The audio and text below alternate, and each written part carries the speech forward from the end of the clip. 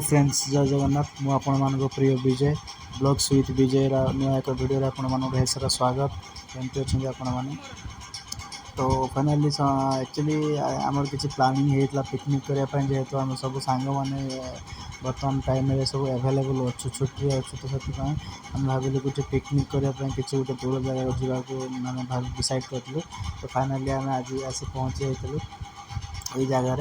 तो जो मैंने आसछन मो फॉलोअर्स मैंने अच्छा डेफिनेटली कमेंट करी कहे आम कौ जगह आसू तो देखिपे आमर ये सब फास्ट कटिंग फिटिंग होगला तो ये चिकेन भी आम माने जल्दी करनेलु तो जेहेतु टाइम सर्टेज माने ऑलरेडी गोटे दुईटा होगला गोटे गोटा होगला तो से ऑयल पकई सेपटे आम प्रथम पापड़ छाँकी नहीं आम जहाँ भी तेल बनते तरकारी बना फास्ट पापड़ छाँकी नहीं गोटे चूल्हे भात बसा होता अलरेडी सेपटे भात होता तो एपटे मसला करी चिकेन बनाई चिकेन बन देखिए चिकेन भी कषा होगला जेहेतु चिकेन आम 3 जन पिला भेज खाइबे तो भेज अलग माने बना तो नॉन भेज किसी पिला नॉन भेज खाइबे किसी पिला भेज खाइबे तो देखिए चिकेन कलर भी होता है किसी समय रुचि बंचाई देला रुचि नथिले किछि तो हबोनी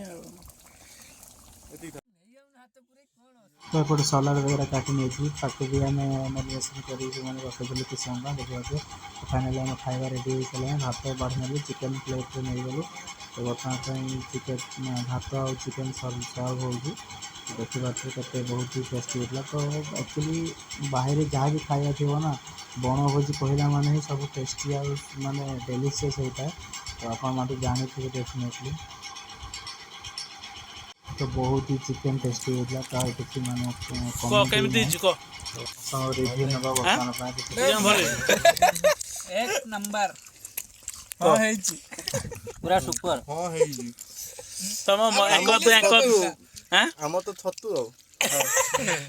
कौन है जी ये तू तो बनी जो तू तो कौन कहबी भल नहीं भल कहबू खराब नहीं भल कहबू समस्त बहुत ही भल भात हला पापड़ मशरूम सलाड शेयर करते तो आम खाया पीवा सर बर्तमान किसी समय टाइम स्पेंड कर आम बाहर घर को देखते इवनिंग हो आसला मैंने आफ्टरनून हो आसला अलरेडी 4टा समथिंग 4टा 7टा होगला देखिए सूर्य अस्त हवा समय प्रायतः 5:30 भितर सूर्य अस्त हो देखिए मैंने सिनेली कलर अलग आसीगला देखिए तो आज था एमती किसी वीडियो नुआ एक वीडियो आप सहित पुणी देखा जय जगन्नाथ रही लाइक करेंगे फॉलो करेंगे कमेंट करेंगे थैंक यू सो मच।